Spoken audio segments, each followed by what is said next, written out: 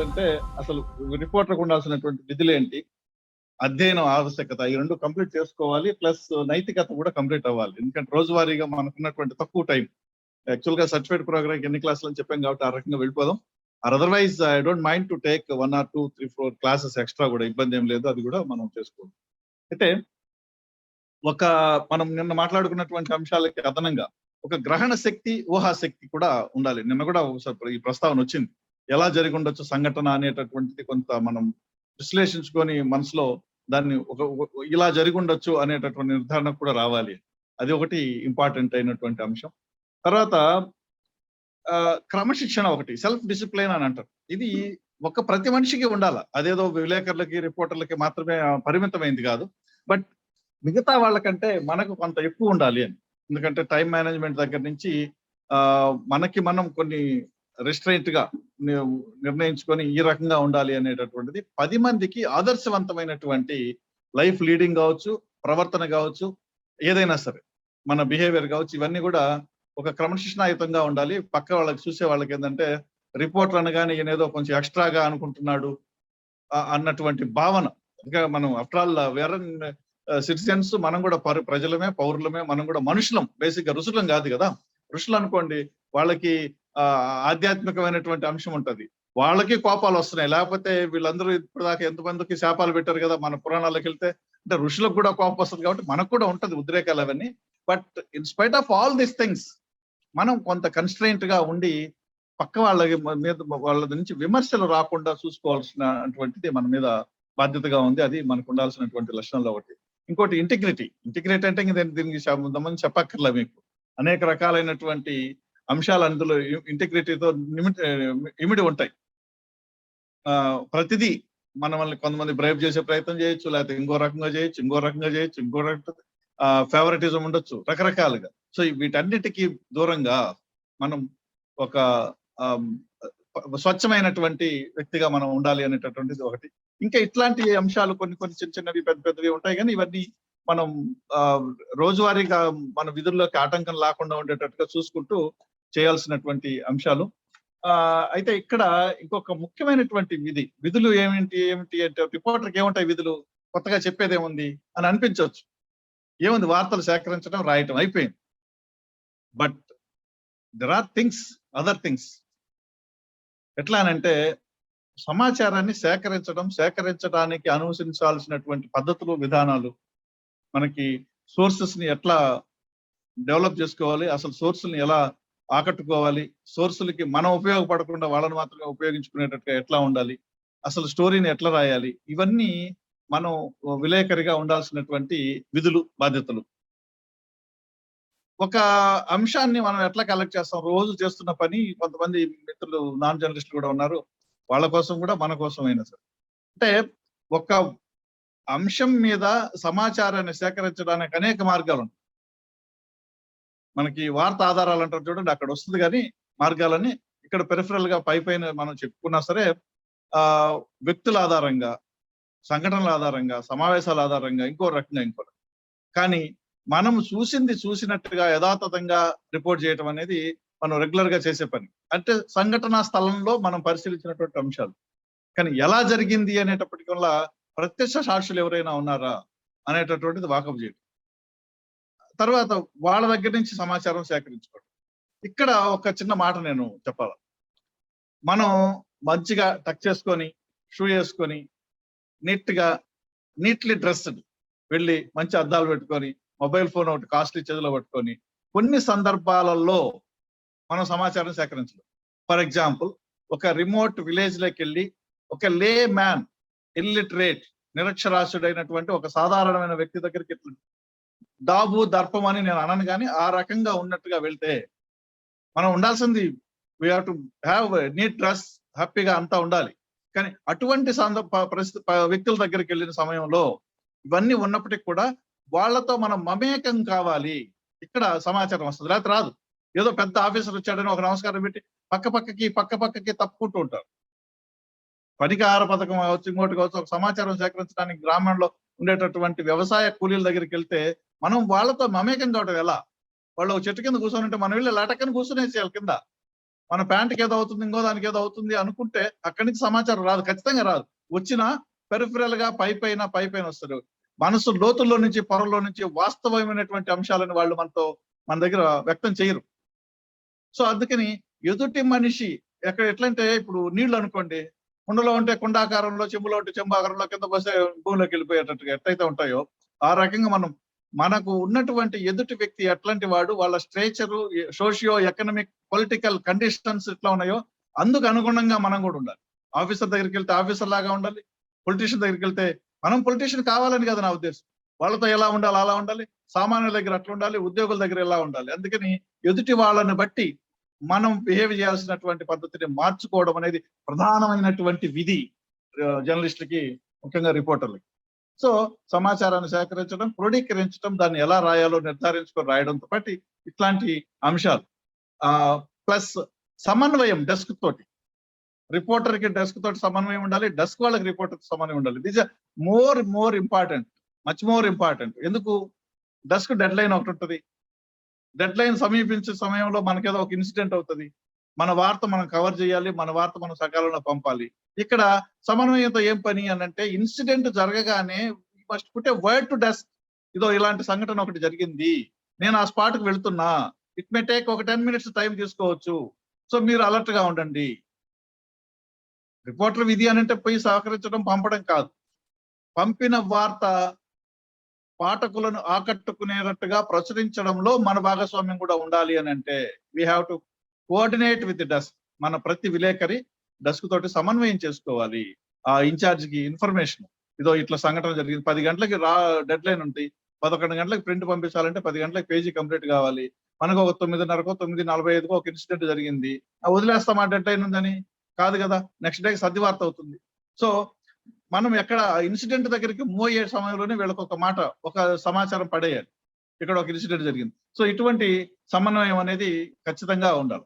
తర్వాత చాలా సందర్భాల్లో మనం వింటూ ఉంటాం. ఇందాక ఒక మిత్రుడు అడిగారు, పత్రికల అధికారంలోకి వచ్చేదాకా ఒక రకంగా, అధికారం వచ్చిన తర్వాత ఇంకో రకంగా బిహేవ్ చేస్తున్నారు రాజకీయ నాయకులు. మన రాష్ట్రంలోనూ మన దేశంలోనూ ఎక్కడైనా సరే దాదాపు 99% పరిస్థితి అదే. 1% ఎందుకు వదిలేస్తున్నానంటే, ఏదో పట్టించుకోకుండా ఉండే బ్యాచ్ ఒకటి ఉంటుంది ఎక్కడో, కాబట్టి అందుకోసం అని. 99% నిన్న కూడా మనం అనుకున్నాం, మైండ్ సెట్ కావాలని ఒకరు అంటారు, మీరు మారాలని అనుకుంటారు, మీరు ఆ పార్టీ కదా, ఏ పేపర్ నువ్వు అని అడుగుతారు. జర్నలిస్ట్ ఏ పేపర్ అని అడగచ్చా? ముఖ్యమంత్రుల స్థాయిలో ఉండేవాళ్ళు ఏ పేపరు? మీరు అలాగే అడుగుతారులే, ఈ వ్యంగ్యాస్త్రాలు వేయటం, what is this are all nonsensical issues. ఎందుకనంటే పత్రిక ప్రతినిధిగా ఉన్న వ్యక్తి ప్రజల తరఫున ప్రశ్నిస్తాడు, దానికి సమాధానం చెప్తే ప్రచురిస్తారు. కానీ మనకున్నటువంటి నాయకులు ఎట్టున్నారంటే, అధికారం రాకముందు మీరు గట్టిగా రాయాలి కదా అని చెప్తారు, అధికారం వచ్చిన తర్వాత ఏమో ఓటుగా రాయాలి, ముందేమో గట్టిగా రాయాలి, తర్వాత ఓటుగా రాయాలి. ఇది ఉంది. అందుకనే వక్రీకరించారు అనే మాట అనేక సందర్భాల్లో మనం వింటూ ఉంటాం. నా మాటలను వక్రీకరించారు, ఈయన అలవోకగా చెప్పేస్తుంటాడు హుషారుగా. పక్క రోజు పేపర్లో వచ్చినాకనో టీవీలో వచ్చినాకనో అమ్మ నా బుద్ధులు చెప్తారు ఎవరో. అప్పుడు నాలుగు కరుచుకుంటే ఏమొస్తుంది, వెంటనే మళ్ళా పిలిచి నా మాటల్ని వక్రీకరించారు. సో టు అవాయిడ్ దిస్, మనల్ని మనం సేఫ్ గార్డ్ చేసుకోవడానికి మీకు ఒక చిన్న ఉదాహరణ చెప్తాను నేను. 2005లో మున్సిపల్ ఎన్నికలు జరిగాయి మనకి. అప్పటి వరకు మున్సిపల్ చైర్మన్ ని, జడ్పీ చైర్మన్ ని, వీళ్ళని డైరెక్ట్ గా ఎన్నుకునే పరిస్థితి కొంతకాలం ఉండేది. తర్వాత ఇండైరెక్ట్ గా, నేను ఎన్నుకున్నట్టుగా, ఇండైరెక్ట్ గా అంటే జడ్పీటీసీ మెంబర్లంతా ఎన్నుకోవడం, ఈ విధానం మండలాల్లో ఉండేది, మున్సిపాలిటీలో మాత్రం లేదు 2005 సో అప్పుడు గవర్నమెంట్ ఏం చేసింది, లోకల్ బాడీస్ అన్నిటికీ ఒకటే తరహాలో పెట్టేద్దాము అనే ఉద్దేశంతో, అంటే మున్సిపల్ చైర్మన్ ని మాత్రం డైరెక్ట్ ఎలక్షన్ లో ఎన్నుకునే వాళ్ళు, మండల ప్రెసిడెంట్ ని, జిల్లా పరిషత్ చైర్మన్ ఇండైరెక్ట్ గా ఎన్నుకునేవాళ్ళు. సో మున్సిపాలిటీలకు కూడా ఇండైరెక్ట్ ఎలక్షన్ పెట్టాలి అని గవర్నమెంట్ పాలసీ తీసుకొని ఒక నిర్ణయం తీసుకుంది. ఆ నిర్ణయం పైన వార్త వచ్చింది. ఎలక్షన్ల ముందు దానికి సంబంధించి పాత విధానాన్ని మారుస్తూ ఇచ్చినప్పుడు ఆదేశాలు, ఉత్తర్వులు ఇవ్వాలి, గెజిట్ ఇవ్వాలి. ఆ గెజిట్ కోసం రెడీ అయిన టైంలో టైపికల్ మిస్టేక్ అని నేను అన్న కానీ ఉదాసీనంగా రాయడం వల్ల, ఎందుకు, డైరెక్ట్ ఎలక్షన్ ఉన్నప్పుడు విప్ అనేది ఉంటది, ఇండైరెక్ట్ ఎలక్షన్లకి విప్ ఉండదు. ఆ విప్ ఉంటది, ఇండైరెక్ట్ ఎలక్షన్ విప్ ఉంటది, డైరెక్ట్ ఎలక్షన్లకి విప్ సమస్య లేదు, ప్రజలే ఓటేస్తారు కాబట్టి. సో డైరెక్ట్ ఎలక్షన్లప్పుడు విప్ అనే ప్రశ్న ఉత్పన్నం కాదు. ఇండైరెక్ట్ ఎలక్షన్ కౌన్సిలర్లు, మున్సిపల్ చైర్మన్ ఎన్నుకోవాలంటే విప్ ఉండాలి. ఆ విప్ అనే ప్రస్తావన లేకుండా యాక్ట్ మార్చింది గవర్నమెంట్. మార్చి అది ప్రాసెస్ అయిపోయింది. నేనే దాని మీద స్టోరీ రాశాను, విప్పు నాకు పాతరా అని. అంటే విప్పు లేకపోతే ఏంటి, అవతలను కూడా లాగి మన పక్కన వేసుకోవచ్చు కదా. అధికార పార్టీకి ఒక అడ్వాంటేజ్ ఉంటుంది. జరిగింది ఏంది అని అంటే కాపీ పేస్ట్ ఉంటది కదా మన వాళ్ళు చేసేది. అంతకు ముందు ఉన్నటువంటి ప్రొసీడింగ్స్ ని దాన్ని కాపీ చేసుకొని పేస్ట్ చేసుకొని దాన్ని చిన్న చిన్న మార్పులు డైరెక్ట్ అనే దగ్గర ఇండైరెక్ట్ మార్చుకుంటూ వెళ్ళిపోయారు. కానీ ఈ టెక్నికల్ సమస్య, టెక్నికల్ అంశం, సాంకేతిక పరమైనటువంటి అంశం, డైరెక్ట్ ఎలక్షన్ అప్పుడు విప్ ఉండదు, ఇండైరెక్ట్ విప్ ఉంటుంది అనేది విప్ అనే పాయింట్ మర్చిపోవడం వల్ల తీసుకొని రాసిన స్టోరీ మీద ఉలికిపాటు వచ్చింది సహజంగానే. వెంటనే ఏం చేస్తారు, తప్పుడు వార్త రాశారు అని అంటే వాళ్ళు చిన్న కరెక్షన్ చేసుకోవచ్చు కదా కంప్యూటర్లో. కానీ మన దగ్గర దానికి సంబంధించినటువంటి ఏ మేరకు మనం దాని మీద నిలబడగలుగుతాము అని అంటే, కరెక్షన్ అయిన తర్వాత కంప్యూటర్లో విచారణకు ఆదేశిస్తే ఎన్నిసార్లు కరెక్ట్ అయింది, ఏ టైంలో కరెక్షన్ జరిగాయి అనేది కూడా తెలుస్తుంది. సో ఒకసారి ప్రింట్అవుట్ వెళ్ళిపోయి ఆఫీసర్లకు వెళ్ళిన తర్వాత మళ్ళా కరెక్షన్ జరిగితే ఆ టైమింగ్స్ దాంట్లో ఎంటర్ అవుతాయి. ఆ రకమైనటువంటిది ప్రభుత్వంలోనూ లేకపోతే యంత్రాంగంలో ఉండేది. కానీ మన దగ్గరే ఉండాలి, మన దగ్గర ఖచ్చితంగా నోట్స్ ఒకటి రాసుకోవాలి. వాళ్ళు చెప్పేటప్పుడు మనం రాసుకునే నోట్స్ అనేది లీగల్ గా కూడా వ్యాలిడ్. కోర్టులో రేపు ఏదైనా కంటెంప్ట్ ఆఫ్ కోర్టు కేసు వస్తే నా మాటలను వక్రీకరించారు అంటే, కాదు నేను ఆ టైంలో నోట్ చేసుకున్న పాయింట్స్ ఇవి అనేది వన్ ఆఫ్ ది ఎవిడెన్స్. ఇంకా ముందుకెళ్తే ఆడియో రికార్డ్ చేసుకోవచ్చు. చిన్న చిన్న వాటికన్నిటికీ అక్కర్లేదు, కొంత కాంట్రవర్సీ అట్లాంటి సమయాల్లో ఖచ్చితంగా ఆడియో రికార్డు చేసుకోవాల్సినటువంటి అవసరం మన దగ్గర ఉంటది. అది కూడా ఒకసారి మనం గుర్తు పెట్టుకొని ఎప్పుడన్నా అవసరార్థం అన్నిటికీ ఆడియో రికార్డ్ చేసుకోవాల్సిన అవసరం లేదు. మనం ఎటు నోట్బుక్ లో రాసుకుంటూ ఉంటాం, ఏది అంశాలు వాళ్ళు చెప్పినటువంటి మాటలు మనం నోట్ చేసుకుంటూ ఉంటాం. కానీ అది కూడా ఒక రకంగా ఆధారం అవుతుంది. అట్లాగే నోట్స్ రాసుకునే రికార్డ్ చేసేటటువంటి అవకాశం ఏమాత్రం వెసులుబాటు ఉన్నా అవసరమైన, ఎందుకు కొంతమందికి హ్యాబిట్ ఉంటుంది చెప్పేసి నేను చెప్పలేదు అనటం, లేదా కొన్ని వివాదాస్పదమైనటువంటి అంశాలు మాట్లాడే వ్యక్తులు ఉంటారు. అటువంటి వాళ్ళకి సంబంధించి మాత్రం కొంచెం జాగ్రత్తగా ఉండాలి అనేది మనం విలేకరులకు ఉండాల్సినటువంటి విధులు, బాధ్యతలు. వార్తలు సేకరించడం, పంపడం కాదు, డెస్క్ తో సమన్వయం ఉండాలి, సోర్సులను జాగ్రత్తగా మెయింటైన్ చేయాలి, సోర్సులను ఎప్పుడు బయట పెట్టకూడదు, సోర్సులకు సంబంధించినటువంటి వివరాలను బయట పెట్టకూడదు. అట్లాగే మనం ఎదుటి వ్యక్తిని అంచనా వేసి వాళ్ళకి సంబంధించినటువంటి రికార్డ్స్ పెట్టుకోవడం. కొంతమంది సమాచారం ఇస్తారు, మనం వార్త రాసేటప్పటికి కాంట్రవర్సీ అయితే దానికి సంబంధించినటువంటి ఆధారాలు మరుగుపడిపోతాయి. సో ముందే ఆధారాలు కొన్ని సేకరించి పెట్టుకోవటం, సంపూర్ణంగా ఆధారాలన్నీ చేతికొచ్చిన తర్వాతే వార్త రాయడం అనేది చాలా సందర్భాల్లో సాధ్యం కాదు. కానీ అందుకని అట్లీస్ట్ ఒక స్థాయిలో కొంత మేరకైనా దానికి సంబంధించిన డాక్యుమెంట్ ఎవిడెన్స్ కానీ ఇంకో రకమైనటువంటి ఆధారం కానీ మనం పెట్టుకునేటటువంటి పరిస్థితిలో విలేకరు ఉండాలి.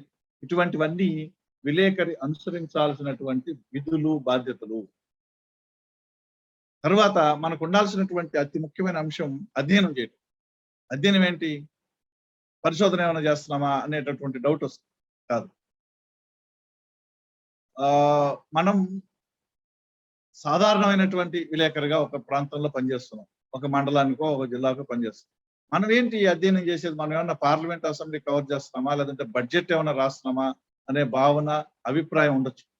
కానీ ఎప్పుడు ఎక్కడే ఉంటే గొర్రెతో ఒక బెత్తడిలాగా మనం అక్కడే ఉండాలనుకోకూడదు కదా, మనం అక్కడే ఉండం కూడా కదా. నిత్య విద్యార్థిగా ఉండాలి అని ఉపాధ్యాయులకి, టీచింగ్ ప్రొఫెషన్ లో ఉండే వాళ్ళకి, జర్నలిస్టులకి చెప్తా ఉంటాం. వాళ్ళకే కాదు, ప్రతి వాళ్ళకి. అది ఎందుకు, ఒక సైంటిస్ట్ కి ఆయన ఏమి చదవకుండా నేను నేర్చేసుకున్నాను, ఒక పరిశోధన చేశానంటే ఇంకా అక్కడే ఉండిపోతాడు ఆయన. కానీ దాని సంబంధించినటువంటి రిలేటెడ్ ఇష్యూస్, తాను ఏ రంగంలో పరిశోధన చేస్తున్నారో, ఆరోగ్యం, వ్యవసాయ రంగమా, ఆరోగ్య రంగమా, నీటిపారుదల రంగమా, ఇంకో రంగమా, ఇప్పుడు క్లైమేట్ చేంజెస్ మీద చేసేటటువంటి పరిశోధన తను ఒకటి చూసుకునేగా, ఇతరత్రా పరిశోధనలు ఏమొస్తున్నాయి, ఆయా పరిశోధకుల అభిప్రాయాలు ఏంటి, ఆయా పరిశోధకులు ఎటువైపు పరిశోధన చేశారు, ఏమి నిగ్గు తేల్చారు, అవి ఇంకా మెరుగుపరచడానికి ఏమైనా అవకాశం ఉందా అనేది ప్రతిదీ అధ్యయనం చేస్తూ ఉంటేనే, నిత్య విద్యార్థిలాగా అన్ని విషయాలు ఆకలింపు చేసుకుంటూ తెలుసుకుంటూ ఉంటేనే ముందడుగు వేయడానికి అవకాశం ఉంటుంది. అట్లాగే జర్నలిస్టులు కూడా, మనకి అనేక రంగాలు ఉన్నాయి సమాజంలో, వ్యవసాయము, విద్య, నీటిపారుదల, విద్యుత్తు, రైల్వేసు, ట్రాన్స్పోర్టు, తర్వాత విద్యలో అనేక రకాలైనటువంటి అంశాలు మళ్ళా దానికి సంబంధించినవి. ఎందుకంటే జస్ట్ విద్యాశాఖనే తీసుకుంటే పాఠశాల విద్య, మాధ్యమిక విద్య, ఉన్నత విద్య, సాంకేతిక విద్య. సాంకేతిక విద్యలో మళ్ళీ ఐటీఐ, పాలిటెక్నిక్, ఇంజనీరింగ్, ఎంసీఏలు, ఎంబీఏలు, కస్తూరిబా స్కూల్స్, మోడల్ స్కూల్స్, ఇట్లా తర్వాత రెసిడెన్షియల్ స్కూల్స్ లో SC residential, BC residential, general residential. ఇంత క్లాసిఫికేషన్ మనకి దగ్గర ఉందా? అసలు మనకు తెలుసా? కస్తూరిబా స్కూల్స్ ని ఎవరు హెడ్ చేస్తారు? దాని రిక్రూట్మెంట్ ఎలా జరుగుతుంది? వాళ్ళకి బాస్ ఎవరు? ఎంప్లాయర్ ఎవరు? మున్సిపల్ స్కూల్స్ ఏంటి? లోకల్ బాడీ స్కూల్స్ ఏంటి? జిల్లా పరిషత్ స్కూల్స్ ఏంటి? గవర్నమెంట్ స్కూల్ ఏంటి? గవర్నమెంట్ స్కూల్ ఎవరు ఆధీనంలో నడుస్తుంది? జిల్లా పరిషత్ స్కూల్స్ అని ఎవరు ఆధీనంలో నడుస్తాయి? ప్రాథమిక పాఠశాలకి బాస్ ఎవరు? ప్రాథమిక పాఠశాలనే తనిఖీ అధికారి ఎవరు? అసలు హైరార్కీ ఏంటి విద్యాశాఖలో? టెక్నికల్ ఎడ్యుకేషన్ ఎవరు చూస్తారు? తర్వాత న్యూ ఎడ్యుకేషన్ పాలసీ వస్తుంది, దానికి ప్రస్తుతం ఉన్నటువంటి దానికి తేడా ఏంటి? ఇట్లాంటి అంశాలను మనం అధ్యయనం చేయకుండా ఉంటే మనం అలాగే ఉండిపోతాం. ఇది ముసురు పట్టిన వజ్రం లాగా. అందరం వజ్రాలమే. ఎవరికి బ్రెయిన్ ఏదో 300 గ్రాములు ఎంత ఉంటుంది, నేను సైన్స్ కాదు కానీ దానికి పని చెప్పే కొద్దీ అది షార్పన్ అవుతూ ఉంటది. మన మెదడు పని చెప్పే కొద్దీ షార్పన్ అవుతుంది. అల్జీమర్స్ రాకుండా ఉండాలి అని అంటే డాక్టర్లు కొన్ని జాగ్రత్తలు చెప్తారు. దానికి మందే ఉండదు. వయసుతోటి కొన్ని ఇది మన జన్యు ప్రభావం తోటి అల్జీమర్స్ రావచ్చు, జ్ఞాపకం లేకుండా మర్చిపోవడం అనేది. అది రాకుండా అడ్డుకోవడానికి మార్గాలు ఏం చెప్తున్నారు? మెదడుని షార్ప్ గా ఉంచుకోవటము ఏకైక మార్గం. సో ఇది సూడోలు, గళ్ళు పూర్తి చేయడాలు, అంటే ఆలోచన చేయాల్సినటువంటి అవసరం. సో అధ్యయనం ఇక్కడే ఇదే ఉంటుంది. సో ఇప్పుడు నేను చెప్పినట్టు అట్టే వ్యవసాయ రంగం ఉంది. ఏంటి? తొలకరి, సీజను, తర్వాత వరి పైర్లు ఎక్కడేస్తారు, వేరే మెట్ట పైర్లు ఎక్కడేస్తారు, వాణిజ్య పంటలు ఏంటివి, వాటికి ఉండేటటువంటి సబ్సిడీలు ఏంటి, దానికి వచ్చేటటువంటి మార్కెటింగ్ ఎలా ఉంది, తర్వాత ఇక్కడ మనకి చేపల చెరువులు ఉన్నాయి, ఇంకోటి ఉంది, రొయ్యలు ఉన్నాయి, న్యాచురల్ గా సముద్రం చేపలేంటి, చెరువుల్లో పెంచే చేపలేంటి, చేపల చెరువులు కృత్రిమంగా తయారు చేసేటేంటివి. సో వీటన్నిటికీ ఒక్కొక్క రంగాన్ని తీసుకుంటే ట్రాన్స్పోర్ట్, ఆర్టీసీ ఒకటి కాకుండా ఇతరత్ర ట్రాన్స్పోర్ట్, గూడ్స్ ట్రాన్స్పోర్ట్, లారీలు స్ట్రైక్. ఒక డీజిల్ ధర పెరగగానే లారీలు ఎందుకు స్ట్రైక్ చేస్తాయి? నిజానికి చేయాల్సింది ప్రజలు, మనం. ఎందుకు? డీజిల్ ధర పెరిగితే లారీ బాడుగు పెరుగుతుంది, లారీ బాడుగు పెరిగితే ట్రాన్స్పోర్ట్ చేసినటువంటి వస్తువు ధర పెరుగుతుంది. సో అల్టిమేట్ గా ధరల పెరుగుదల డీజిల్ పెంపు మీద ఆధారపడి ఉంటుంది. డీజిల్ పెంపు కూడా ఒక కారణం. సో ఈ రకంగా ఆ తాడును పట్టుకొని అలా ప్రతి అంశాన్ని నిశితంగా పరిశీలించి వాటి మీద మనం నిత్యం అధ్యయనం చేస్తుంటే, ఇప్పుడు మనకి సత్యసాయి లాంటి వాళ్ళు, లేకపోతే ఇంకొక పెద్ద వాళ్ళు రాస్తున్నటువంటి వ్యాసాలు మనం కూడా ప్రయత్నం చేసి మొదలుపెట్టి రాసే అవకాశం ఉంది. ముందు జిల్లా స్థాయిలో లిటరసీ ఏంటి, తర్వాత ఉమెన్ లిటరసీ ఎంత, ఓటర్స్ ఎట్లా పెరుగుతున్న రేషియో శాస్త్రీయంగా ఉంది, అశాస్త్రీయంగా ఉందా? ఎందుకు? గడిచిన ఎన్నికల్లో 2019 ఎన్నికల్లో ఆ నియోజకవర్గంలో ఉన్న ఓటర్ల కంటే 2024లో తగ్గినాయి అనుకోండి. అసలు మనుషులు ఎందుకు తగ్గారు? What is the reason behind it? అడ్డగోలుగా పెరికేశారా ఓటర్లని, లేదా ఇంకేమైనా జరిగిందా? జరిగితే ఏంటి? సామాజిక ఆర్థిక కారణాలు ఏమన్నా అందుకున్నాయా? నిజంగానే తగ్గారా? తగ్గకపోయినా తగ్గించారా? కృత్రిమంగా ఉందా అనేటటువంటి ఆలోచన, ఇందాక జిజ్ఞాస, ఆలోచన చేయాలి అని వచ్చినట్టు. ఇట్లా ఏ అంశాన్ని తీసుకున్నా అధ్యయనం అనేది ప్రధానమైనటువంటి విషయము. అది చేస్తే మనం వార్తలు కాదు, వార్తా కథనాలని, తర్వాత స్టోరీలని, తర్వాత ఆర్టికల్స్ ని, వ్యాసాలని రాసే సత్తా మనం సాధించాలి అని అంటే అధ్యయనం అనేది బీజం. సో దానికి మనందరం శ్రీకారం చుట్టాలా. జనరల్ రోజువారీ చేసేటటువంటి విధులకు కూడా అధ్యయనం అవసరమే. ఎందుకు? ఇప్పుడు ఎన్నికలు జరుగుతూ ఉంటాయి. ఒక రాజకీయ పార్టీ మేనిఫెస్టో రిలీజ్ చేస్తుంది. మేనిఫెస్టోలో మన జిల్లాకు సంబంధించినటువంటి అంశాలు, లేదా మన జిల్లాలో నాయకులు ఎన్నికల సమయంలో ఇచ్చినటువంటి హామీలు, వాటిని ఎప్పుడైనా పరిశీలిస్తున్నామా? ఒక్కొక్క నాయకుడు ఏం హామీలు ఇచ్చాడో చూసామా?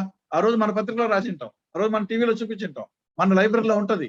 ఆ క్లిప్పింగ్స్ తీసుకొని ఏడాది అయిన సందర్భంగా ఆ నాయకుడికి ఆ విషయాలు గుర్తు చేసడానికి అవకాశం ఉంది, ప్రభుత్వం దృష్టికి తీసుకొచ్చేటటువంటి అవకాశం ఉంది, ప్రజల ముందు నిర్దోషిగా నిలబెట్టడానికి అవకాశం ఉంది. ఇది ఎలా వస్తుంది? మనం డైరీ రాసుకోవాలా? ఏం జరగబోతుంది, నెక్స్ట్ ఏంటి, కొన్ని ఉత్సవాలు, జాతరలు ఉంటాయి స్థానికంగా మనకి, వాటి డేట్లు, తర్వాత మన జిల్లాకు సంబంధించినటువంటి ప్రముఖమైన వ్యక్తులు ఉంటారు, వాళ్ళకి సంబంధించినటువంటి వివరాలు ఇవి పెట్టుకొని సందర్భానుసారంగా కొన్ని కథనాలు రాయడానికి ఉపయోగపడుతుంది. ఈ రకంగా అధ్యయనం అనేది దానికి అసలు లిమిట్ లేదు, ఆకాశమే హద్దు. ఒక 2-3 శాఖలను ఎంపిక చేసుకోండి మీరు.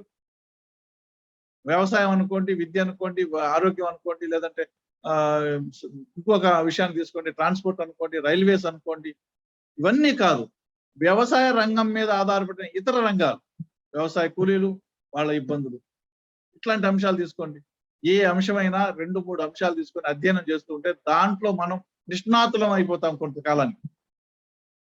ఆ విషయం వస్తే ఫలానా వాళ్ళని సంప్రదించవచ్చు. ఇప్పుడు మేము యూనివర్సిటీలో ఈ నెల్లూరు జిల్లాకు సంబంధించినటువంటి బండి గోపాలరెడ్డి, బంగోరే అంటారు ఆయన. బండి గోపాలరెడ్డి అంటే చాలా మంది తెలియదు, కన్ఫ్యూజన్ కూడా కావచ్చు. బంగోరే ఆయన నెల్లూరు జిల్లా గొప్ప పరిశోధకుడు, అత్యంత గొప్ప జర్నలిస్టు. ఆయన సిపి బ్రౌన్ కు సంబంధించి ఎంతో పరిశోధన చేశారు. సిపి బ్రౌన్ ఆంగ్లేయుడు అయినప్పటికీ కూడా తెలుగు భాష అభ్యున్నతికి, అభివృద్ధికి కృషి చేసినటువంటి మహనీయుడు.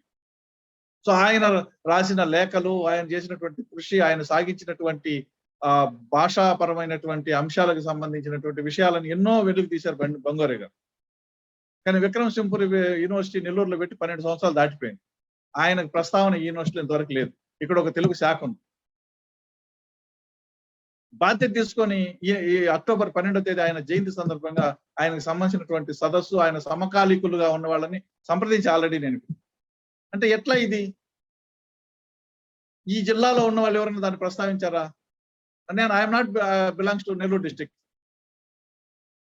కానీ మనం ఒక ఆలోచన చేస్తే, నాకు ఒక బ్యాక్గ్రౌండ్ ఉంది కాబట్టి నేను ఆలోచన చేశాను కాబట్టి చెప్తున్నాను. సో ఇటువంటివి మనం వెలికి తీయడానికి అవకాశం ఉంది. ఈ జిల్లాకు సంబంధించి కవికోకలు దువ్వూరు రామిరెడ్డి ఉన్నారు, నెల్లూరు జిల్లాకు సంబంధించిన ఆయనకు సంబంధించి బయట చాలా కృషి జరిగింది. సాహితీవేత్తలు వాళ్ళు చాలా కృషి చేశారు. బట్ విశ్వవిద్యాలయంలో ఉంటే తెలుగు శాఖగా ఏం చేయాలి అనేది ఎవరు ఆలోచన చేయలేదు నాకు తెలిసినంత వరకు. సో ఇట్లా మనం జర్నలిస్టులుగా ఉన్న వాళ్ళం ఎవరమైనా సరే ఏం చేయాలి అని అంటే, మన ప్రాంతానికి సంబంధించి వివిధ రంగాల్లో ఉండేటటువంటి విషయాలని అధ్యయనం చేస్తూ ముందుకెళ్తే అనేక విషయాల మీద పట్టు సాధించవచ్చు, సాధికారత సాధించవచ్చు. తద్వారా ఈ విషయాన్ని ఎవరితో మాట్లాడాలి అంటే ఫలానా వాళ్ళు. సో వాళ్ళని కలిసి, నేను బంగోరే గురించి చెప్పగానే నాకు 2 పేర్లు వచ్చాయి. నేను వాళ్ళని సంప్రదించా, వాళ్ళని కలిసా, మాట్లాడాను. ఇంకా ప్రాసెస్ నడుస్తాం. సో ఎందుకంటే ఆయనతో పాటు కృషి చేసిన వాళ్ళు. అట్లా మనకు కూడా ఏంటంటే, ఒక జర్నలిస్ట్ గా ఉండి ఏదో రోజువారీ వార్తలు రాసుకోవడం కాదు, ఒక 2-3 ఎంపిక చేసుకున్నటువంటి రంగాలకు సంబంధించినటువంటి అధ్యయనం చేయండి. ప్రతి వార్తకి కనీసం అధ్యయనం అవసరం. వార్త రాసే ముందు ఒక స్టోరీ, ఇన్సిడెంట్ అంటే మామూలుగా జరిగిన సంఘటన రాసేస్తాం, నేను ఒక కథనం వచ్చేటప్పుడు. సో ఈ రకంగా అధ్యయనం అనేది అంశాల వారీగా, అంటే సమాజంలో ఉండే వందలాది అంశాలు మనం చేయలేం. ఇప్పుడు సార్ ఉంది,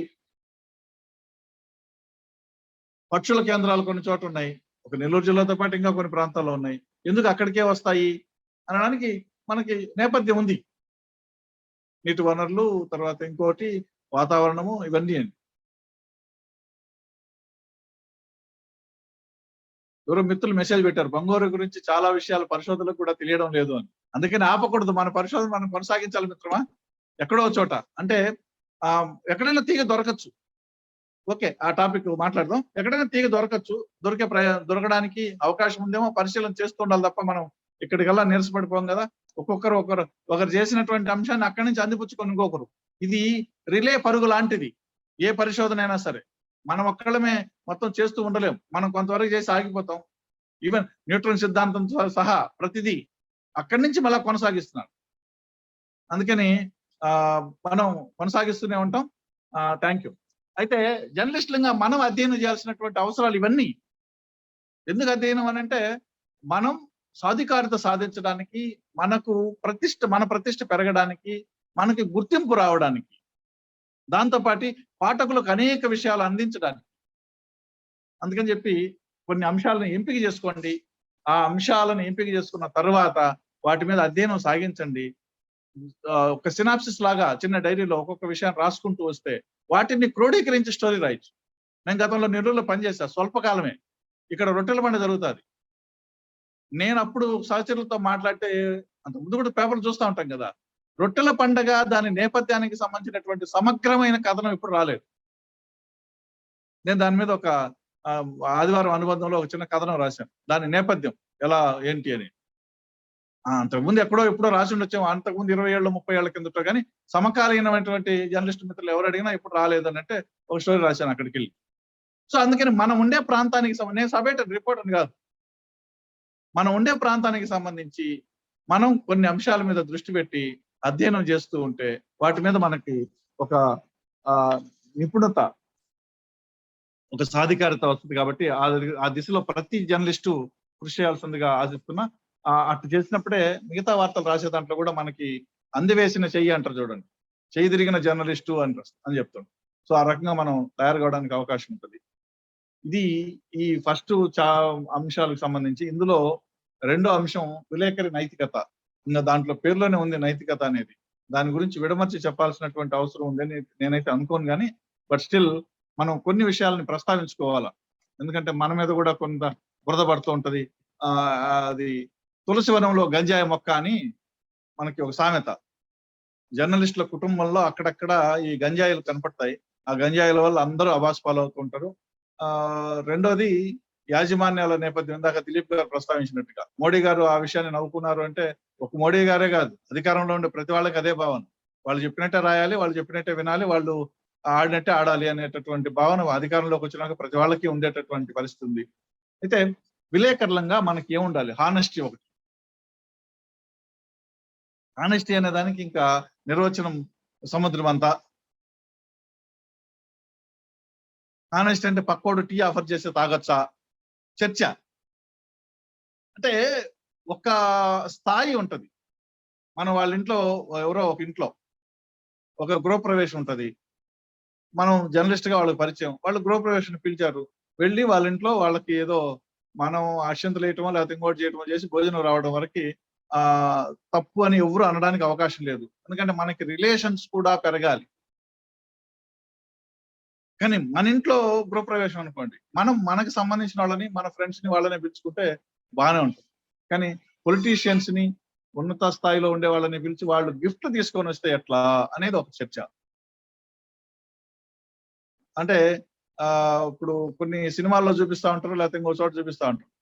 లంచాలు తీసుకోవడానికి ఒక మార్గం ఏంటంటే ప్యాక్ కట్టడం, వాళ్ళందరూ ఓడిపోవటం, వీటికి డబ్బులు ఇచ్చేసి వెళ్ళిపోవటం. అంటే అది జోక్ కాదు, సమాజంలో జరుగుతున్నటువంటి పరిస్థితి. అటువంటి వైపు, అటువంటి అంశాల వైపు మనం వెళ్లకుండా జాగ్రత్తగా ఉండాలి. ఎందుకంటే టెంప్ట్ చేస్తూ ఉంటారు. ఏముందన్నా నీకు వచ్చే జీతం ఎంత, నీకు రేపు వెనకలు 2 కూతుర్లు ఉన్నారు, పిల్లలు పెళ్లిళ్ళు చేయాలను, జాగ్రత్త పడవా అనే మాటలు వస్తాయి. అక్కడ ఒక్కసారి మనం ఒక అడుగు కిందికి వేసేస్తే అక్కడి నుంచి మన దిగజారుడు స్టార్ట్ అవుతుంది అనేది గమనించాలి. 2 సార్లు అయిన తర్వాత దొబ్బావు వార్తలు మాత్రం రాస్తుంటావా అనే మాట మనల్ని అనకుండా ఉంటారా?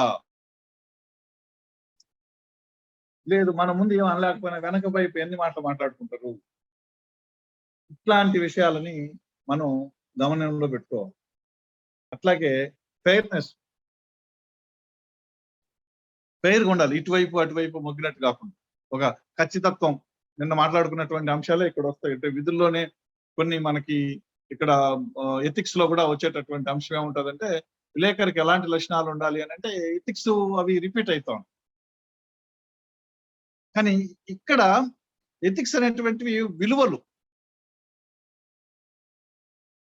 ఆ విలువల్ని కాపాడుకుంటూ మనకు అప్పగించినటువంటి బాధ్యతను నిర్వర్తించడం అనేది కత్తి మీద సాము. ఎందుకంటే సొసైటీలో అన్ని డిప్రెషన్ స్టార్ట్ అయినాయి.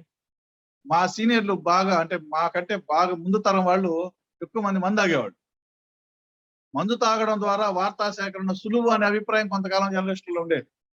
ఎందుకంటే ఆ సోర్స్ ఎవరైతే ఉంటారో, నాయకులో లేకపోతే అధికారులో లేకపోతే ఉద్యోగులో, వాడిని మందు దగ్గర కూర్చోబెట్టేస్తే వాడు తాగేసిన తర్వాత వాగుతాడు, వస్తా ఉంటాయి వార్తలు అనేటటువంటి భావన పొందుతుండేది. కానీ దాని బిల్లు ఎవడు పే చేస్తున్నాడు అనే ప్రశ్న మళ్ళీ వెంటనే ఉత్పన్నం అవుతుంది.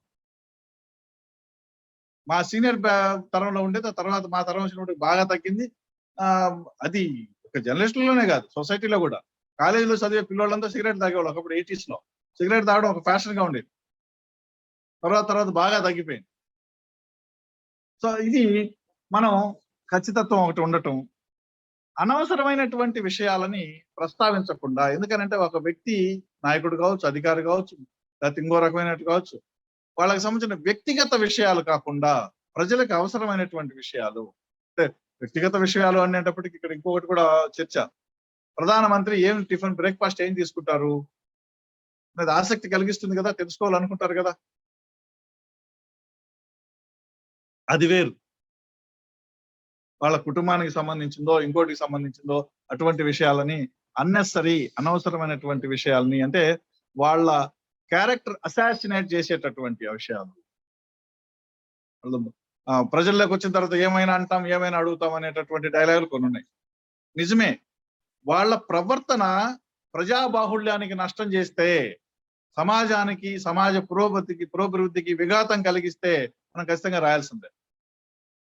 అవి లేనప్పుడు, అది అటువంటి అవకాశం లేనప్పుడు వ్యక్తిగతమైనటువంటి అంశాలను అంతా పట్టి చూడాల్సినటువంటి అవసరం లేదు అని.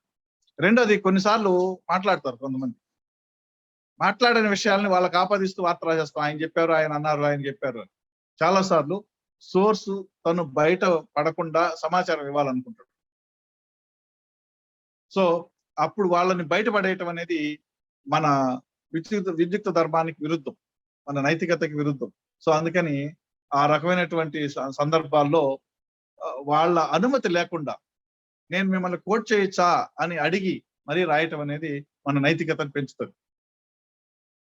చాలా దృష్టాంతాలు చెప్పచ్చు, చాలా దృష్టాంతాలు. ఎందుకనంటే ఎవరు చెప్పినట్టు కాకుండా ఎలా రాస్తారు, గాల్లో రాస్తారా అని అంటే మనం అనేక వార్తలు రాస్తుంటాం. విశ్వసనీయంగా తెలిసింది, విశ్వసనీయ వర్గాల బోగట్ట అనేటట్టు. అది వాస్తవమా కాదా అనేది ఖచ్చితత్వానికి బేరీజ్ వేసుకోవాలి తప్ప ఆపాదిస్తూనే ప్రతి అంశాన్ని రాయాల్సినటువంటి అవసరం లేదు. కాబట్టి సోర్సెస్ ని అడగకుండా వాళ్ళ పేర్లు పెట్టి వాళ్ళని తీసుకోవడం అనేది బాగుండదు. తర్వాత ఇందాక మనం అనుకున్నట్టు హానెస్టీ దగ్గర ఇంకో మాట ఉంది. వార్తలు రాయడానికి, ఇంటర్వ్యూలు చేయడానికి ఒక రేటు ఫిక్స్ చేసడం అనే వ్యవహారం నడుస్తుంది. ఇది ఇప్పుడున్నటువంటి ట్రెండ్ లో, అంటే సమ్వేర్ ఇన్ 2099 నుంచి ప్రారంభమైనటువంటి ఒక కొత్త విధానం మన తెలుగు రాష్ట్రాల్లో, భారతదేశంలో ఎక్కడా లేనట్టుగా 99 నుంచి స్టార్ట్ అయింది. ఏంటంటే పెయిడ్ ఆర్టికల్స్. టీవీల్లో మధ్యాహ్నం పూట డాక్టర్ల సలహాలు, డాక్టర్ల సూచనలు, విద్యావేత్తలతో ముఖాముఖి అని వస్తూ ఉంటాయి. అందులో పనిచేసే వాళ్ళకు కూడా అది అడ్వర్టైజ్మెంట్ అనే విషయం తెలియదు చాలా మంది. ఎందుకంటే అడ్వర్టైజ్మెంట్ అని ఎక్కడ వేయరు. ఒక ఆయన కోట్ వేసుకుని కూర్చుంటే ఆయన ఒక జర్నలిస్ట్ వాళ్ళు, పైగా యాంకర్సే, ఆ పత్రిక సంబంధించినటువంటి ఆ ఛానల్ కి సంబంధించిన యాంకర్లు ఇంటర్వ్యూ చేస్తాం. మీ కాలేజీలో ఏం కోర్సులు ఉన్నాయి, మీ యూనివర్సిటీలో ఏం కోర్సులు ఉన్నాయి, మీరు ఎలా ఇస్తారు, అర్హతలు ఏంటి అని. ఇదంతా చూస్తే పాఠకుల కోసం ఉన్నట్టు ఉంటుంది, కానీ అది వాళ్ళ సంస్థ ప్రమోషన్ కు ఉపయోగపడుతున్నటువంటి పెయిడ్ ఆర్టికల్, పెయిడ్ ఎపిసోడ్. డాక్టర్లతో చేస్తున్నవి పెయిడ్ ఎపిసోడ్స్ ఎక్కువ శాతం వాళ్ళ హాస్పిటల్ ఇమేజ్ బిల్డ్ చేయడానికి. అట్లాగే 99 నుంచి తెలుగు రాష్ట్రాల్లో వచ్చింది పెయిడ్ ఆర్టికల్స్. ఎప్పుడో ఒక నియోజకవర్గంలో ఆయనకి బ్రహ్మరథం, పక్క పేజీలో ఆయన అపోనెంట్ కి ప్రజలు నీరాజనం. బ్రహ్మరథమా నీరాజనమా, ఏది ఒకటే కదా ఉంటది. ఇద్దరు పార్టీలు వ్యక్తులు పోటీ చేస్తే ఇద్దరికి బ్రహ్మరథాలు ఎట్ట పడతారు, ఇద్దరు ఎట్ట గెలుస్తారు? వాళ్లే ఇచ్చిన ఫోటోలు, వాళ్లే ఇచ్చిన మ్యాటర్ ని డేట్ లైన్ తో సహా పెట్టి, డేట్ లైన్ కూడా పెట్టి రాయటం అన్నటువంటి ఒక దుర్మార్గమైనటువంటి విధానం, ఒక దిగజారిన విధానం, జర్నలిస్టు విలువల్ని పతనం చేసినటువంటి విధానం 99 నుంచి ప్రారంభమైంది. అదే దేశంలో కొన్ని ప్రాంతాలకు కూడా పాకింది. ఇక్కడ మనం గమనించాల్సింది ఏంటి అంటే, ఏముంది వాళ్ళు అడ్వర్టైజ్మెంట్ వేసుకుంటే బదులు ఇక్కడ ఇస్తారు కదా అని. కానీ ఒక అభ్యర్థి ఎంత ఖర్చు చేయాలి, ఎన్నికల ఖర్చు ఎంత చేయాలి, అదే విషయాన్ని మనం రాస్తుంటాం. మంచినీళ్ళలాగా ఖర్చు పెడుతున్నారు, బిల్లులు మాత్రం తక్కువకి వేస్తున్నారని. అది రాజ్యాంగానికి సంబంధించినటువంటి అంశం, ఎన్నికల్లో ఎంత ఖర్చు పెట్టాలి అని ఎన్నికల కమిషన్ నిర్దేశం. కానీ ఒక్కొక్క పత్రికా యాజమాన్యం ఒక అభ్యర్థి నుంచి 50 లక్షల రూపాయలు తీసుకొని వాళ్ళకి 5,000 రూపాయలకి బిల్లు ఇచ్చి, 5,000 రూపాయల బిల్లు ఆయన ఎలక్షన్ కమిషన్ సమర్పిస్తాడు, 50 లక్షల రూపాయలు వీళ్ళకి ఇస్తాడు. రాజ్యాంగాన్ని తూట్లు పడవడానికి, విఘాతం కలిగించడానికి పరోక్షంగాని కూడా నేను అనను, ప్రత్యక్షంగా మనమే కారణం అవుతున్నాయి, యాజమాన్యాలు కారణం అవుతున్నాయి. సో ఈ పరిస్థితుల్లో డబ్బు తీసుకొని ఇంటర్వ్యూలకు చెప్తే డబ్బులు తీసుకుని వార్తలు రాస్తే, డబ్బులు తీసుకుని ఎన్నికల్లో గెలుస్తున్నాడని రాస్తే, యాజమాన్యాలలో స్థాయిలోనే ఇవన్నీ జరుగుతున్నటువంటి పరిస్థితి ఉన్నప్పుడు మనం విలువలు ఎలా అనేటటువంటి ప్రశ్న కొంతమంది మిత్రులు రావచ్చు, తొలచొచ్చు. కానీ నిన్న మనం మాట్లాడుకున్నాం, మన వరకు మనం నిజాయితీగా ఉండడానికి, మనం నిజాయితీగా ఉందాం, పక్కోళ్ళు నిజాయితీగా ఉండడానికి ప్రయత్నం చేద్దాం. యాజమాన్యాన్ని నిర్దేశించే శక్తి మనకు ఉండదు, కానీ మనల్ని మనం ఉండొచ్చు కదా. ఇప్పుడు మనం ఎక్కడికైనా ఒక ఊరికి వెళ్ళిపోయాము, మినర్వాలని దిగాలకి అక్కర్లేదుగా. ఒక సాధారణమైన హోటల్లో కూడా దిగి ప్రజెంట్ గా మన పని మనం చూసుకొని రావచ్చు కదా. సో మనం అడ్డగోలుగా ఉండాలి, మినర్వాలో ఉండాలి అంటే అడ్డగోలుగా తయారు కావాలి. మా సాధారణమైన హోటల్లో ఉండొచ్చు అంటే హ్యాపీగా ఉండొచ్చు మనకు ఉండేటటువంటి దాంతో. సో అందుకని చెప్పి ఇక్కడ యాజమాన్యాల స్థాయిలోనేటటువంటి జరుగుతున్నటువంటి ఈ చర్యల్ని, వాటిని ఎండగట్టాలి. ఒక పక్కన రకరకాల ప్లాట్ఫామ్స్ ఉంటాయి, రకరకాల ఫోరమ్స్ ఉంటాయి, ఎండగడుతూ ఉంటారు. ఈ పెయిడ్ ఆర్టికల్స్ మీద జాతీయ స్థాయిలో చర్చ జరిగింది. అట్లాగే ఇంటర్వ్యూలు జరగడానికి, చేయడానికి, వీటన్నిటి మీద జాతీయ స్థాయిలో. ఇంకొకటి నైతికతకు సంబంధించింది ఏంటంటే, సృష్టించే ఫోటోలు, గ్రాఫిక్స్ సంబంధించినటువంటివి. మనమే కాదు, మనకి ఇచ్చే వాళ్ళు కూడా గ్రాఫిక్స్ ఇస్తారు. ఒకసారి పువ్వాడ అజయ్, ఇప్పుడు ఆయన తెలంగాణలో మంత్రి అనుకుంటా, నాకు గుర్తున్నంత వరకు మంత్రి, ఆయన సోనియా గాంధీని కలిసినట్టుగా ఒక ఫోటో పత్రికలకు రిలీజ్ చేశారు. ఒక పత్రిక డెస్క్ ఇన్ఛార్జిగా ఆయన ఆ రోజు ఉదయం కనపడ్డాడు, సాయంత్రం వచ్చింది. ఆయన ఉండేది ఖమ్మంలో. ఉదయం కనపడి సాయంత్రానికి ఫోటో వస్తే ఢిల్లీలో ఉండే సోనియా గాంధీని నేను ఎలా కలిసినట్టు? పోనీ ముందు రోజు కలిస్తే ఉదయం మనం కలిసినప్పుడు మనతో అని ఉండాలి కదా, మాట్లాడుకున్నాం కదా అని ఒక డౌట్ వచ్చి ఆయన ఆపేశాడు ఆ డెస్క్ లో. మిగతా పత్రికలో ప్రచురణ జరిగిపోయింది. సోనియా గాంధీని కలిసి పుష్పగుచ్చం ఇచ్చినట్టుగా. అది గ్రాఫిక్స్ అని తర్వాత తేలింది. అంటే మనకు ఫోటోలు ఇచ్చేవాళ్ళు, తర్వాత వేసేవాళ్ళు, మనము గ్రాఫిక్స్ చేసేస్తా ఉంటాం. ఇది సృష్టించినటువంటిది అనే విషయాన్ని తెలియజేయాల. ఊహా చిత్రం అని కానీ, ఇంకోటి కానీ రాయాలి.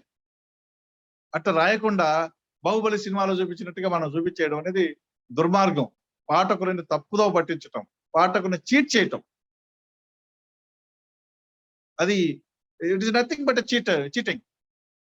సో ఆ రకమైనటువంటివి, కల్పితమైనటివి చేయొద్దు, సృష్టించినటివి చేయొద్దు. నిజమైన ఫోటోలు, నిజమైనటువంటి వార్తలు మాత్రమే రాయాలి తప్ప సృష్టించినటువో కల్పితమైనటువో రాయడం వల్ల విలువ పెరగదు. రెండోది, వ్యక్తుల స్వేచ్ఛను హరించేటట్టుగా వార్తలు రాయొద్దు. నిన్న దిలీప్ గారు ఎవరో రాజ్యాంగం సంబంధించినటువంటి హక్కులకు సంబంధించి 19(1)(20) సంబంధించిన అంశాలు అడిగినప్పుడు చెప్పారు, మనకి వాక్ స్వాతంత్రం ఉంది. అది కూడా కృష్ణయ్య గారి జడ్జిమెంట్ ని కోట్ చేస్తూ, మనకి వాక్ స్వాతంత్రం ఉంది కదా, మనం ఏది పడితే అది మాట్లాడడానికి లేదు. ఎదుటి వాళ్ళ స్వేచ్ఛకు భంగం కలగా ఉన్నంత వరకే మన స్వేచ్ఛ. వాళ్ళకి స్వేచ్ఛకు భంగం కలిగితే మళ్ళీ అది డిఫర్మేషన్. సో అందుకని చెప్పి ఈ రకంగా ఎదుటి వాళ్ళ స్వేచ్ఛకి భంగం కలగకుండా ఉండేటట్టుగా చూడాల్సినటువంటి గురుతరమైనటువంటి బాధ్యత మనపై ఉంది.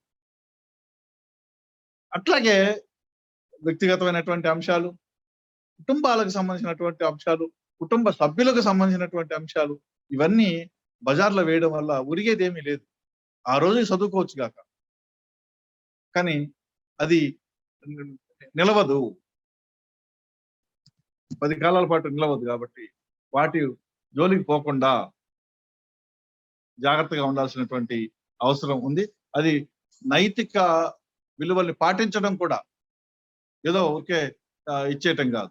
సో రిపోర్టర్లు జాగ్రత్తగా గుర్తుపెట్టుకోవాల్సినటువంటి అంశాలు ఏంటి అంటే, సోర్స్ వాళ్ళ అనుమతి లేకుండా వాళ్ళ పేర్లు రాయకూడదు. సరే, వాళ్ళతో సోర్సెస్ ఎట్లా డెవలప్ చేయాలనేది వేరే సందర్భంలో మాట్లాడుకుంటాం. తర్వాత కల్పితమైనవి రాయడానికి వీల్లేదు, రాయొద్దు. తరువాత కొన్ని సంఘటనలు జరిగినప్పుడు మహిళలకు సంబంధించినవి, మైనర్ వాళ్ళకి సంబంధించినవి, వాళ్ళ ఐడెంటిటీ బయట రాకుండా రాయాల్సినటువంటి అవసరం. ఆ విషయంలోనూ జాగ్రత్త తీసుకోవాలి. అది కూడా నైతికత కిందకే అవసరం. ఓన్లీ మనం జాగ్రత్తగా ఉండాలి, ఎవరి దగ్గర ఏం ఆశించకూడదు ఒకటే కాదు. నిబంధనలు, నైతికత 2 మిళితమైనటువంటి అంశాలు అనేక ఉన్నాయి. సున్నితమైనటువంటి అంశాలను రాసేటప్పుడు చాలా జాగ్రత్త ఉండాలి. సున్నితమైన అంశాలు అంటే మతాలకు సంబంధించినవి, కులాలకు సంబంధించినవి, ఇంకో రకమైనటువంటి సంబంధించినవి. ఇక్కడ ఒక మిత్రుడు ఒక మెసేజ్ పెట్టారు. అంటే బహుశా మీకు కూడా కనిపిస్తుంటది అనుకుంటా ఆ మెసేజ్. యాజమాన్యాలు విలేకరులను వాడుకుంటున్నాయి. It is true. Advertisement collect చేయండి, కమిషన్లు ఇస్తామన్నారు, జీతాలు మాత్రం ఇవ్వట్లేదు. These are all facts. ID card ఇచ్చాం కదా, ఇంకేది మేము జీతం ఇచ్చేదని చెప్పినటువంటి యాజమాన్యాలు కూడా ఉన్నాయి.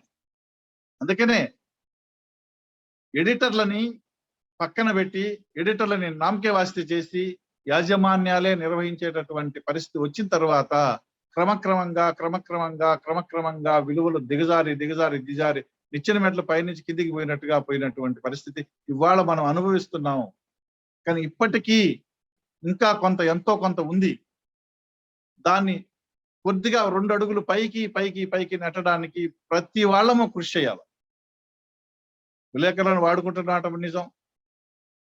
కమిషన్స్ కూడా ఇవ్వట్లేదు. మిత్రమా, నాకు జీతాలే ఇవ్వట్లేదంటే కమిషన్ ఏమి ఇస్తారు? సో ఈ సమస్యలన్నీ ఉన్నాయి. మనం గొంగట్లో తింటున్నాం, ఇంకా వెంట్రుకలు వేరేయలేం. ఆ విలువలు పతనమైనటువంటి జర్నలిజంలో మనం పనిచేస్తున్నాము. కానీ అక్కడక్కడ మిణుకు అన్నటువంటి అంశాలు ఉన్నాయి కాబట్టి దీన్ని ఇక్కడి నుంచి పారిపోవాల్సిన అవసరం లేదు. మెరుగు చేయడానికి ప్రయత్నం చేయాలి. అందుకనే 2005-6 టైంలో, 5-6 కాదు 8 ఆ టైంలో జర్నలిస్టుల అసోసియేషన్లు అమర్ గారు చెప్తారు చాలా క్లియర్ కట్ గా, ఔత్సాహిక జర్నలిస్టులు చిన్న పత్రికలు పెట్టుకోవడానికి ప్రభుత్వం తరఫున రుణ సదుపాయం కల్పించే ప్రతిపాదన వచ్చింది. ఎందుకు అంటే ఈ డిటరేషన్స్ లేకుండా నిర్వహించుకోవడానికి అనేది ఎప్పట్లో ఒక ప్రతిపాదన వచ్చింది. దానికి అంగీకారం, ఆమోదం, విధి విధానాలు రూపొందించడం కూడా ప్రారంభమైంది. కానీ అప్పుడు జరిగినటువంటి సంఘటనలో దురదృష్టవశాత్తు అది మరుగున పడిపోయింది. తర్వాత ఎవరు దాన్ని ప్రస్తావించట్లేదు. అంటే స్వయం ఉపాధి లాగా 10 మంది కలిసి ఒకటి ఇట్లా చేయడానికి అప్పట్లో ఆలోచన వచ్చింది. దానికి సంబంధించి విధి విధానాలు కూడా కొంతవరకు రూపొందించారు. ఆ సమయంలోనే అప్పటి ముఖ్యమంత్రి రాజశేఖర రెడ్డి గారు దివంగతులు కావడంతో ఆ ప్రతిపాదన మూలపడిపోయింది. తర్వాత ఎవరు దాని గురించి ప్రస్తావించట్లేదు. ఇది జరిగి ఉంటే వ్యాపారవేత్తలు, ఇంకొక వ్యాపారం చేసేవాళ్ళు ఈ రంగంలో కాకుండా నిజమైనటువంటి జర్నలిస్టు మనం అనుకున్నట్టుగా గాడిచెల్ల హరిశ్వరరావు గారు, వీరేశలింగం పంతులు గారు, రాజారాం మోహన్ రాయ్ గారు, వాళ్ళు సమాజంలో మెరుగు కోసం, సమాజంలో ఉన్నటువంటి రుగ్మతల్ని రూపుమాపడం కోసం వాళ్ళు పత్రికల్ని ఆశ్రయించినట్టుగా ఇక్కడ జర్నలిస్టులుగా పనిచేసి లేదా ఔత్సాహిక జర్నలిస్టులు ఆ రంగంలో అనుభవం ఉన్న వాళ్ళే పత్రికలు లేదా ఛానల్స్ ప్రారంభించేటటువంటి ఒక సువర్ణ అవకాశం రాష్ట్రంలో మనందరం కోల్పోయాం. సో ఇప్పుడు